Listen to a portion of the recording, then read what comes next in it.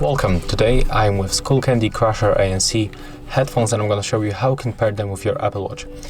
So at first we have to turn them on and move to the pairing mode, and that's how we can make it. So you have to focus on the left headphone. In this place you will find the power button. So you have to click, hold and keep holding until these indicators start blinking on the red and the blue. Okay, right now we can release. It means that right now they are in the pairing mode. So what you have to do next, simply you have to go for the settings on your Apple Watch.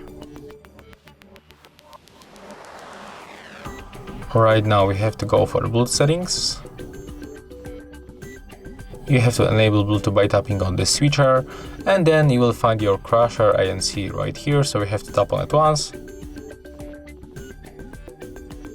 And as you can see, right now we are connected successfully. So yeah, that's how we can make it, and if you find this video helpful, remember to leave a like, comment and subscribe.